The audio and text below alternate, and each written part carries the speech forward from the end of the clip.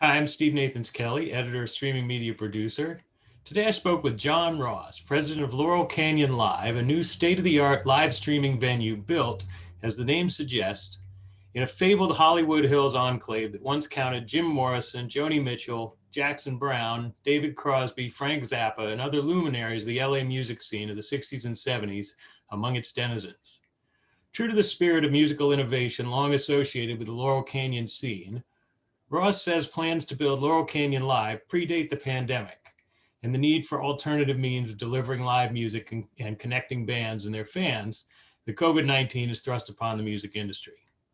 With its dynamic virtual backgrounds, Unreal Engine boosted ability to create visual narrative and immersive experiences, its Blackmagic design Ursa Mini Pro 4.6 G2 cinematic cameras, and Dolby Atmos sound, Laurel Canyon Live has been purpose-built to bridge the world of live performance and music video, to create engaging visual and oral experiences that add narrative shading to the vibrant dynamism of live shows. In the interview, John explains how it all came about, what the workflow looks like from pre-production to post, and what fans can expect when artists collaborate with Laurel Canyon Live to bring their creative visions to life.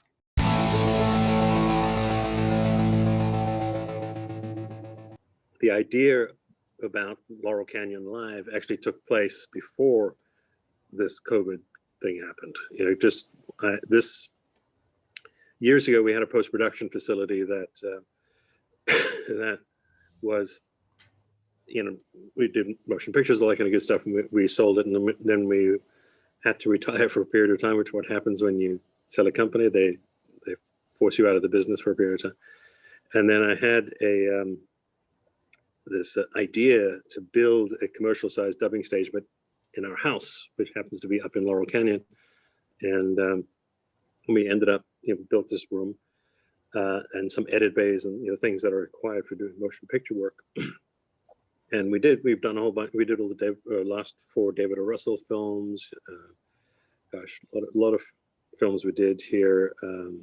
Paul Thomas Anderson, Phantom Thread, all these things were sort of mixed here because it became like an oasis for filmmakers. So they would come here, and it's very private, and you have basically the first quality infrastructure that you might find at a major motion picture studio.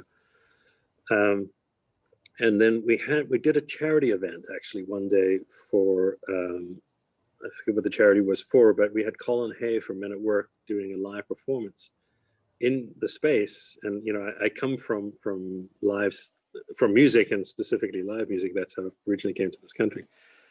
But I realized that actually the physicality of the space, and obviously you have this amazing Atmos sound system and lots of horsepower and all that good stuff, lends itself very well to doing concerts. I mean, it was one of the better concert venues that I've ever mixed in for a live player. So that's where this idea sort of started percolating, that you could do this kind of stuff, and your audience would be, the internet as the technology progressed to the point where this could actually happen. And I built, I made a little demo video of it and all that kind of good stuff. And then COVID hit.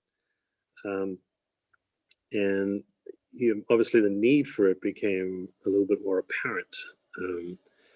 But the vision is not necessarily about sort of solving the problem that musicians can't get out to their audience, and therefore they need to find another conduit until such time as they can get out to another audience. The idea has always been that somewhere between music videos and live shows lives this other world. And a music video, obviously you have full post-production, you can do what you want, you can make it look like you want, but everybody knows that it's a thing you're witnessing the past. It's something that happened in a lab someplace, so to speak. And we've grown accustomed to, especially with motion pictures now, I mean, anybody can turn into anything, and there is no, the visual aspects are anything you want them to be. Live obviously has a certain set of laws, reality, literally, that keeps you in a certain space. So if you go to a live concert, for the most part, depending upon the size of the artist, you're watching them on television anyway. You're watching them on 2 large televisions on either side of the stage, out of sync. and somebody might be pouring beer down your back. You don't. That's the concert experience. But there's an enormous amount of kinetic energy, and there's something special about being sort of physically co-located with the artist and the event, and co-located with other folks. We totally get that. But I think somewhere in between this lives this space where you can still have the jeopardy of being live, where you're 100%, what you see is literally happening someplace, even if you're not physically in the same state or even in the same country, but it is happening live. Plus, a lot of the real-time technologies that are possible now, you can do things like we have Unreal Engine here and things of that nature. You could do things that sort of border into music video, where you can sort of create sort of hyper-real or surreal environments and moments within a concert performance, which is a little hard to do with practical live touring. But you also have the jeopardy of being live, but also the intimacy that you might find in sort of a smaller theater environment, where if you are a watcher in this particular thing, and you pretty much could be almost one-on-one, feel like you're one-on-one, if the quality and the suspended disbelief is good enough. And that's where this higher tech streaming capabilities and immersive experiences become critical. Obviously, people have been streaming a fair amount to this point, but a lot of it has been iPhones on pianos and things along those lines. Because at the end of the day, somebody with an iPhone is technically a streamer. But the idea being is that if you want to truly make that like a place within that range between live and music video, you have to be comparable in quality, and you have to be able to sort of deliver on a scale that is worthy of somebody's attention for that show. So that's the goal of this operation, is to do exactly that. So there was a real strong conscious creative impulse there. I mean, I talked to these guys who were festival producers, and they built a studio in their storage space just because they thought a live streaming studio in their storage space, just because they thought, what are we going to do with ourselves and our gear for the next year? But this was really a vision that you had of something different from live performance, certainly. Yeah, I what I'm trying to steer away from is exactly what you've just described, which is, okay, so the band doesn't have an audience, so let's put them on a stage and put some cameras in their faces and put it out to an audience. That's fine, but I think there's a limit to that experience. I think there's a limit to how interesting it could be. So for us, I think you have to create a narrative. You have to create a compelling reason to watch, compelling reason to be there, and a lot of that has to do with, I think, just production. Just think of it like a filmmaker might think of a problem. How to entertain through a lens as opposed to through air.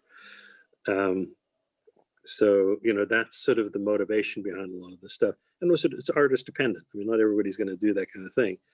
You could have somebody sitting at a piano and entertaining, but also what we've done is this whole house. I don't use the word facility because it is a house.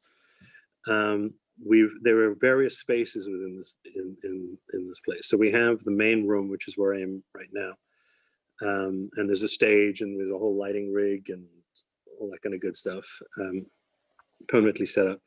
Atmos, IMAX, it's all here and usable. And then we have sort of the equivalent of a truck, which is down below. There's smaller rooms, which one does color timing, one does the technical director sits in the other one with the switcher, Blackmagic switcher. We have a Grand MA2 for lighting control, all that kind of good stuff. Those are in separate rooms, and there's another audio control room that is set up for Atmos for doing the on-air broadcast feed, because you want to hear it outside of the space where the band might be performing. The goal is to create some narrative in that space, but with very, very high production quality. So, artists can, depending upon who they are, they could just be sort of a person by in a piano, beautifully lit, set up, sounds great, looks beautiful, and we could have, we have various areas throughout the house where there's a smaller stage down below that has a grand piano, basically a permanent band set up down there, so you could have a conversation with them and tell them about your music, why you wrote things, blah blah blah. What inspired you to do this? What are your plans? So on and so forth, and then cut to the main stage where you actually do a performance. We have various decks on the house.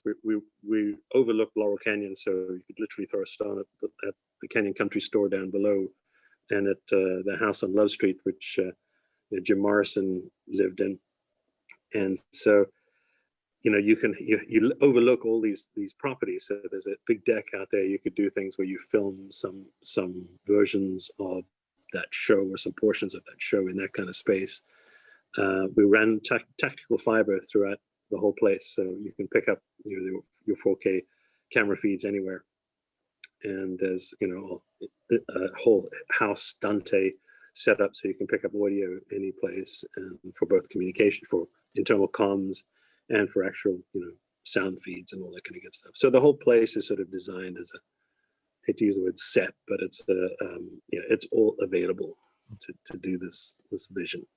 So how do you envision the creative process going, when you work with artists? I mean, I saw that you were sort of creating these environments with the green screen and kind of creating a very specific experience and as you say, a narrative environment for it. So how do you see those coming about, just as projects come to you and you develop it?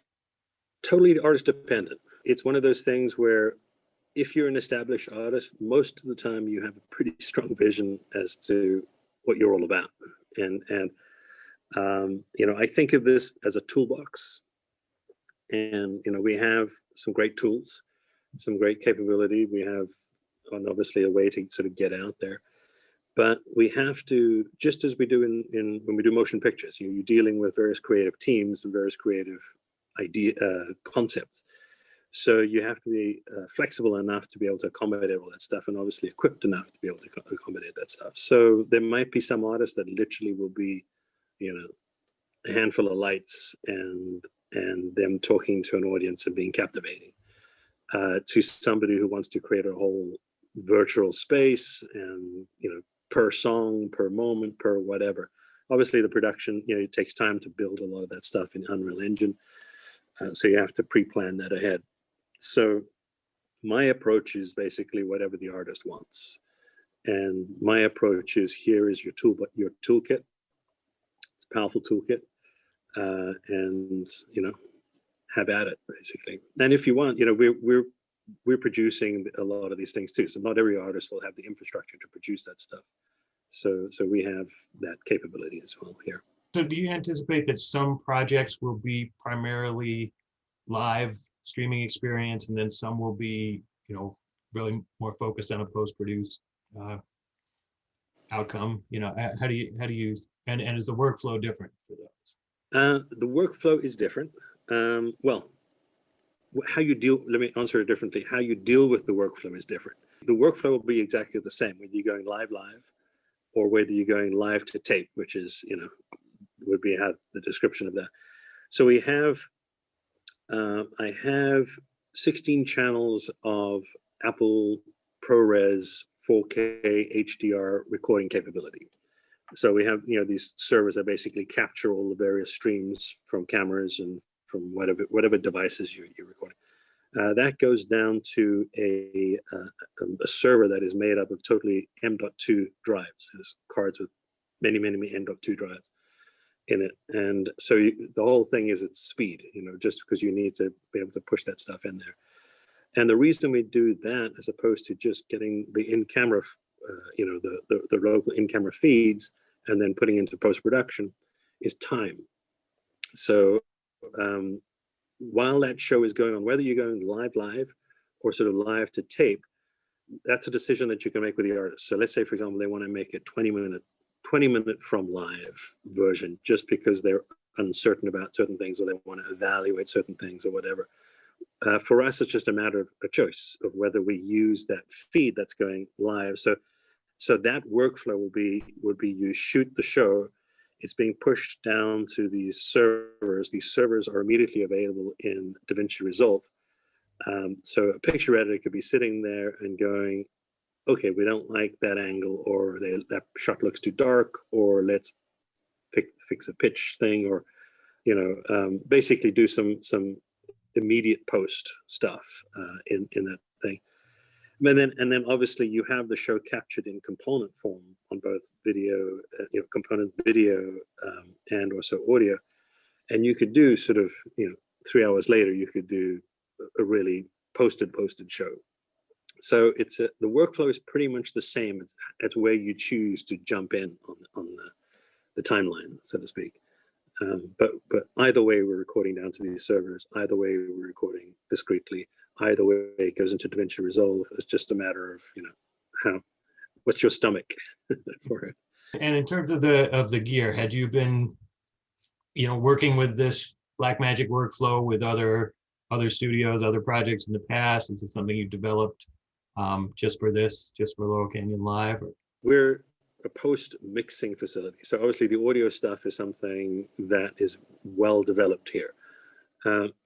When we got into sort of the picture side of things, all paths led back to Blackmagic. So I'm looking at cameras, great cameras. I go, okay, there's that, and then switchers, and then control surfaces, and then infrastructure. And I think the CEO of this group is pretty much the Steve Jobs of post-production. He really did a great job of creating sort of this environment. This how Apple creates that the garden which you operate. And so they control a lot of the stuff. Yeah, and he's done pretty much the same thing with post-production, obviously on a lot more complicated basis in many cases.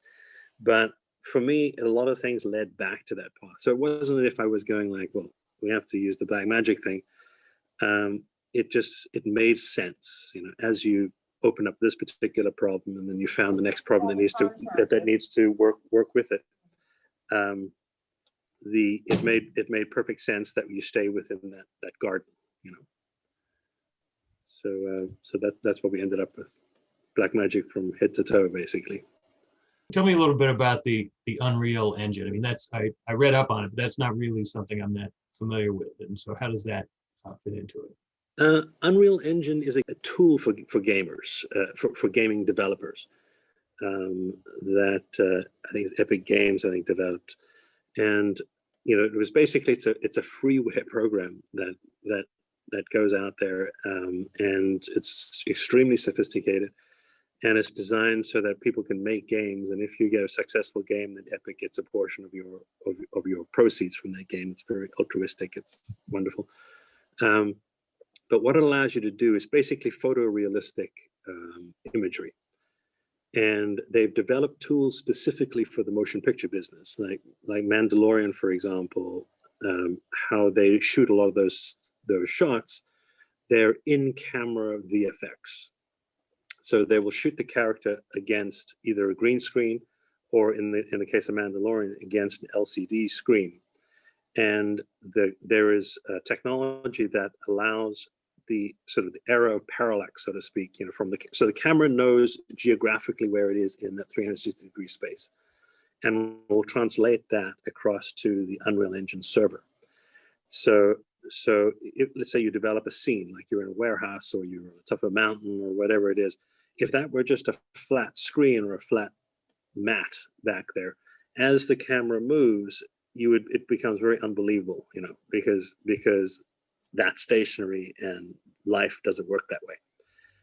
What this allows you to do is, as the camera tracks, the scene changes. The background will change in real time to give you the true sense of location and depth of field and all the kind of stuff that we're used to in real life. And they use it, using it a lot in post-production now in motion picture work, because of, instead of spending months in booths trying to sort of make green screen things turn into beautiful scenes. You literally are doing it on set. So, you could take the director could go, could we move that mountain over there and put a tree on that sort of thing? And literally the artist can do that. And then, the actor can walk around that stuff. So as far as a filmmaking tool, it came out of the gaming business, the gaming industry, but it's exceptionally powerful. And, you will see a lot. You're already seeing a lot of it. You might not know, but you might not know it at this point in time. But you're already seeing a lot of it in motion pictures and television. And you're using it for the band playing live in the studio. Yeah, anything that's live, basically. Yeah. It's whether you're telling a story or whether you're performing as a band. What it allows you to do is sort of create these photorealistic synthetic environments, and it's pretty convincing. What it does is it sort of makes the space, which is a nice physical space, but it makes it anything. You could be anywhere doing anything, so that from going back to the toolbox analogy, that would be something that is if an artist, even if it's just for a song, maybe they want to sort of tell a story or sort of be in a thing, and it transports them into a space that is useful for the narrative for that particular song, or even a portion of that song, and then they come back to quote unquote reality in here. But it just takes you out of the physicality of being where you are, and you can sort of go into anywhere in real time. So you're creating an immersive feel, but you're not actually planning on delivering 360 experiences. Eventually, yes. True 360 is kind of more in its infancy than where we are to be totally usable, to be honest with you. There's a goal. We have sort of three delivery mechanisms, so to speak. We have the Dolby Atmos vision thing. IMAX are also speaking to us about doing going out to IMAX theaters because they want to repurpose a lot of them for doing. They're great venues. They're great concert venues. They have beautiful screens and amazing sound systems, and for 2,600 theaters throughout the world, you can have access to a pretty big audience. And we are an IMAX room here. And then the third layer to that whole thing is the VR experience. So you could put VR cameras in the space, and a few thousand people could log into that VR camera, and every person would have their own personal experience depending on what they're looking at and what they're seeing. And so you could literally be a seat in the room in the performance. Right now you have H.264, which is pretty much the standard, and you have H.265, which is sort of on the horizon. H.266, which is being ratified right now, most of that is about AR and VR. So that world will develop here exponentially. And so when that becomes more bug-free and seamless, the goal is obviously to play in that space too.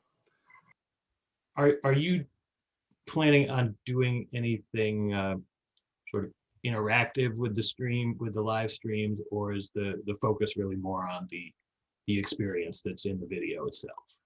Well, there's three sort of levels of audience interactivity that can happen. Obviously, we can't physically have audiences because you can't do that now. But there is projection screens that come down from the ceiling, and that you see that from the artist's perspective. So if they're standing on the stage, they see these screens hanging down, and on those screens we can have 1,000-person Zoom rooms, or enough people to create energy, enough people to create feedback, a virtual audience that can be projected there, and that is purely for artist interaction. So to know that there are live people feeling it, reacting to it, and the type of energy that you want, the kinetic energy that you want to create in a live show. And then obviously beyond that, so that was sort of like a super fan package, if you want to think of it that way. Beyond that, obviously you have the internet, which is people witnessing this event. And then we have at the end of the show, we have smaller sort of 10-person Zoom rooms, of which we have 10 of them set up. So you'll go out into the balcony and you'll have a like the green room. So the artist can walk around from screen to screen and go and talk one-on-one. with somebody who has access to the green room, and your 10 of those will yield 100 people, which is sort of a good cocktail effect, so that you can sort of you can have a real conversation with 10 people on the screen. I think is a viable conversation, and so that would be the sort of 3 levels of interactivity. So what are you actually using to get the streams out? Physically, well, we have a symmetrical microwave sitting on the roof that pushes data downtown to a station down there. And then we have a symmetric gigabit fiber optic as a backup for that. But the back end is pretty much a Dolby environment. So we have a Dolby encoder. And then we have an Aja HDR device for the picture side of things. And right now that's kind of all within the Dolby package. What Dolby did is they shipped down 2 huge racks with all the gear in it, and they're controlling that remotely at this point in time. And the idea being is once they're satisfied with the quality and all the permutations that they can do within these racks, we will permanently get sort of a smaller scaled down version of that back end, which will be permanent here. And so they're at this point in time, they're actually taking care of that encoding and how they push it out to the outside world. Okay. But we'll have it locally on site. Do you feel like at this point you're limited by social distancing as to how you would, ideally be crewing an event, just in terms of operators you have on hand? There's not many people, involved in it, which is, ironic. You can actually do a lot of this stuff remotely.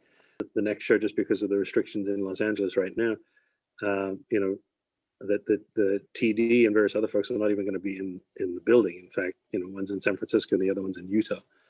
So it's all of that stuff is possible now. If you have the bandwidth, if you have the ability to do that, there'll be camera people and we have a COVID officer basically sitting here maintaining the standards. Those sorts of things are quite viable. It actually doesn't really affect us, as long as it's easy to stay within the rules in here, just because it really doesn't require large crews. When all this is over, whatever that means, whenever that right be, do you envision this being any kind of performance space with a live audience, or is that not in the grand plan? The original idea was to have sort of a friends and family audience in here. What we used to do when we could do these things, the motion picture studios would use this room for doing what they call tastemaker screenings come Academy time. And so, Ford v Ferrari would come in here, and then they would invite 150 Academy members, and we would screen it. And then, all the actors and the directors and everything would come and mingle with them and talk stuff, hopefully getting nominations for Academy presentations.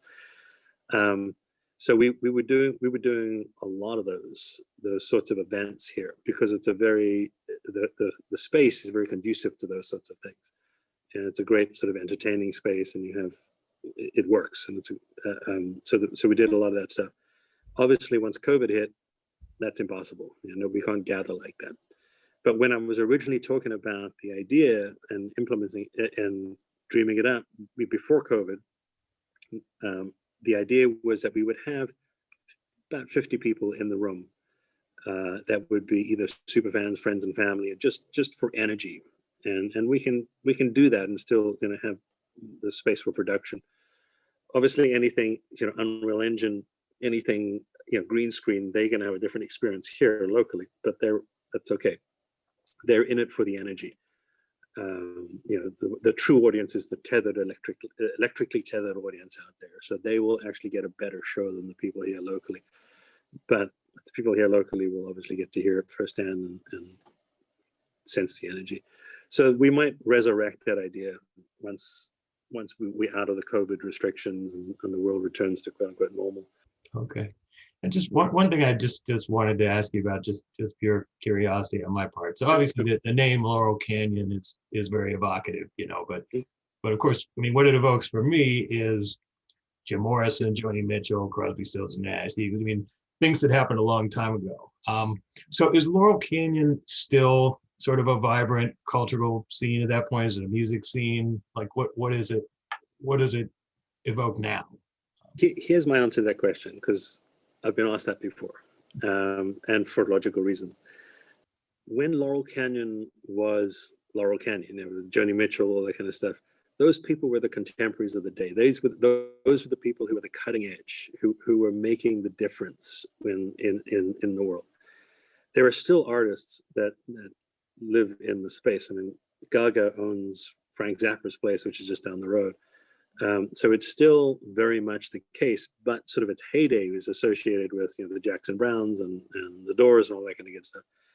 So I don't look at it as an historical thing. I think of it more as a place that in its moment generates contemporary art. And yes, we remember it for the past contemporary art, but there's still contemporary art being generated. So for me, it's not a nostalgia play.